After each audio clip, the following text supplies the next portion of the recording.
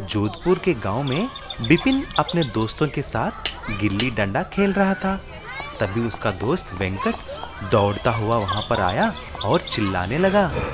अरे यार बिपिन, तुम्हारे घर को बैंक वाले जब्त करने के लिए आए हैं।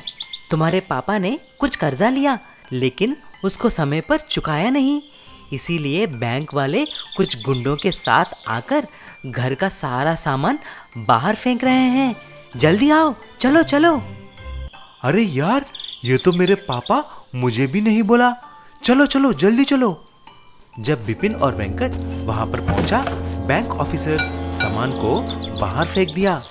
जब बिपिन उनको रोका तो बैंक ऑफिसर ने ऐसा बोला। क्यों रे, अभी शर्मिंदा हो रही है क्या? जब कर्जा लिया है तो चुकाना भी पड़ेगा ना। पेड़ के जितना हुआ है, लेकिन अपने बूढ़े बाप का कर्जा नहीं चुका सकते क्या? सर, आप मुझे 1 महीने की मोहलत दीजिए, मैं आपका सारा पैसा चुका दूंगा। ऐसा बोलते ही बैंक वाले चले गए। बिपिन अपने पापा से बात कर रहा होता है, तभी एक कौवा आकर एक खत को बिपिन के सामने फेंक कर चली जाती है। अरे, ये तो मेरे दादाजी का खत है। उनको गुजर के बहुत साल हो गए। इस पे कुछ लिखा है पिताजी। घने जंगल के अंदर एक नदी पार करके जाओ तो तुम्हें एक जादुई मछली का पेड़ मिलेगा। पिताजी, ये देखो, उसका नक्शा भी है यहाँ पर। चलो यार वेंकट, तुम मेरे साथ चलो। हम वहाँ जाएंगे और उस जादुई मछली के पेट से मछली निकालकर पैसे कमाएंगे। पागल तो नहीं हुआ?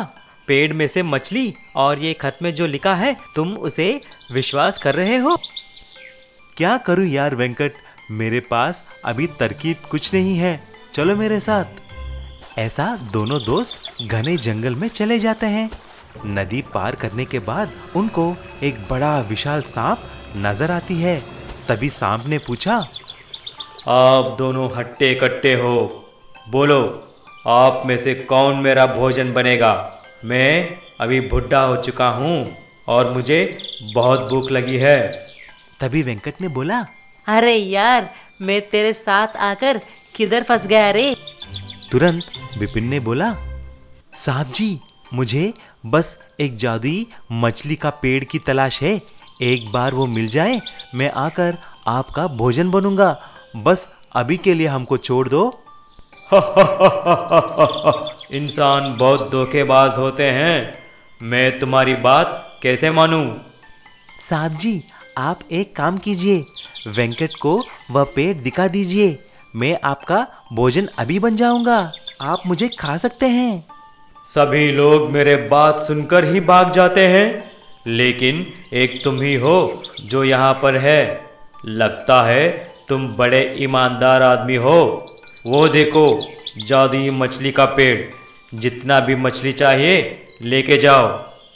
सांप ऐसा बोलते ही वहां पर एक जादू पेड़ मछलियों से भरा हुआ प्रत्यक्ष हो जाता है और सांप गायब हो जाती है। तभी बिपिन और वेंकट सारे मछलियों को लेकर बाजार में बेच देते हैं। ऐसा ही 1 महीने के अंदर बिपिन बैंक का सारा कर्जा भी चुका देता है और अपने बुजुर्गों का घर को बचा लेता है।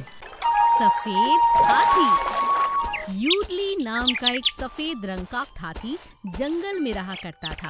पूरे जंगल में सिर्फ एक ही सफेद हाथी था और वो था यूडली। हर कोई उसे चाहता, हर कोई उसे प्यार करता।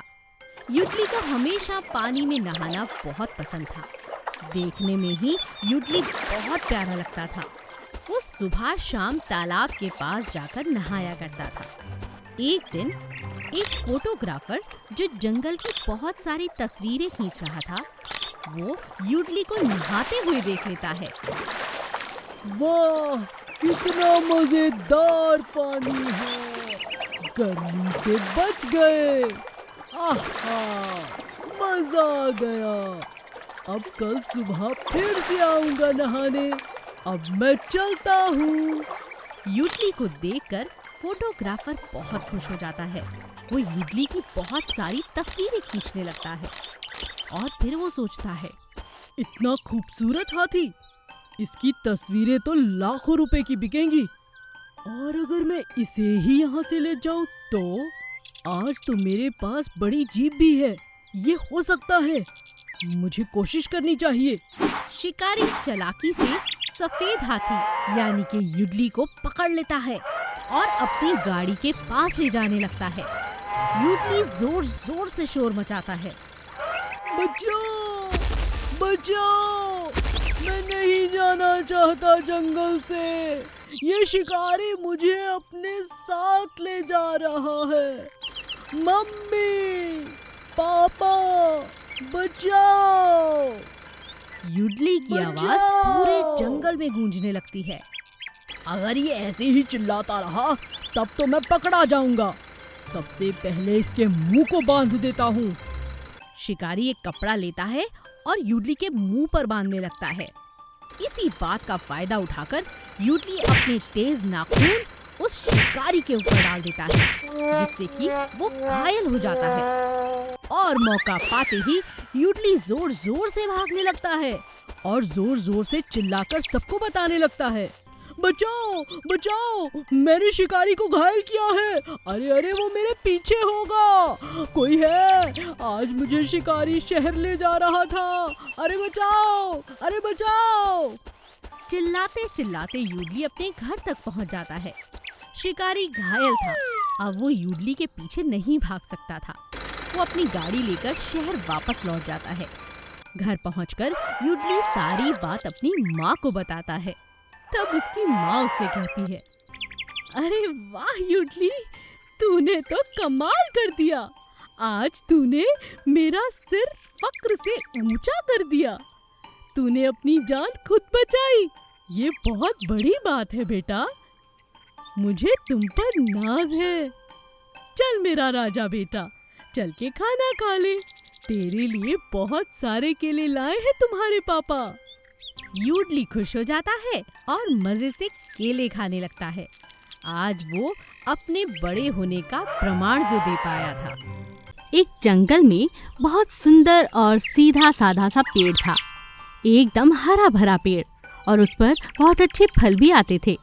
उस पेड़ को बच्चे बहुत अच्छे लगते थे। उस जंगल के रास्ते से बच्चे स्कूल की तरफ जाते थे और पेड़ रास्ते से स्कूल जाते हुए बच्चों को अक्सर देखा करता था। आओ बच्चों, आओ, मेरी शाखाओं पर बैठ जाओ। तुम मेरी शाखाओं पर चढ़कर खेल भी सकते हो। अरे नहीं नहीं, कोई इस पेड़ पर मत चढ़ो, मुझे तो ये भूत लगता है। अगर हम इस पेड़ पर चढ़ गए कहीं हमें पकड़ ना ले। नहीं नहीं बच्चों, मुझसे डरो मत, मुझे तो बच्चे बहुत अच्छे लगते हैं। तुम सब स्कूल में पढ़ने जाते हो, क्या तुम मुझे भी पढ़ाओगे? उन बच्चों में एक लड़का मोहन होता है। सारे बच्चे चले जाते हैं, मोहन वहीं रुक जाता है और पेड़ से कहता है, सुनो मेरे प्यारे पेड़, मुझे तुम बहुत अच्छे लगे। क्या मैं तुम्हारी शाखाओं पर चढ़ सकता हूँ और फल खा सकता हूँ? हाँ हाँ, मुझे बहुत खुशी होगी। आओ आओ, तो मेरी शाखाओं पर झूला झूलो, खेलो, मुझे बहुत अच्छा लगेगा। बस तुम थोड़ा सा गणित सिखा दो। गणित? तुम सीखना चाहते हो? क्यों? क्या करोगे? ये जो मेरी शाखाओं पर फल आते हैं ना, मुझे इन्हें गिनना होता है। अच्छा, चलो बोलो। 1 2 3 4। 1 2 3 4। वाह, ये तो बहुत आसान है। 1 2 3 4। 1 2 3 4। बस ऐसे ही करते करते पेड़ और मोहन बहुत अच्छे दोस्त बन जाते हैं। ऐसे ही मोहन बड़ा होता चला गया। एक दिन पेड़ मोहन से कहता है, मोहन, तुमने मुझे गणित बहुत अच्छे से सिखा दिया। अगर मैं तुम्हारे कभी किसी काम आ सकूं तो मुझे बहुत अच्छा लगेगा। एक बार बहुत दिन हो जाते हैं, मोहन पेड़ के पास नहीं आता। पेड़ बहुत उदास हो जाता है और मोहन का इंतजार करने लगता है। अरे मोहन, तुम आ गए, मैं तुम्हारा ही इंतजार कर रहा था। प्यारे पेड़, तुम मेरे दोस्त हो।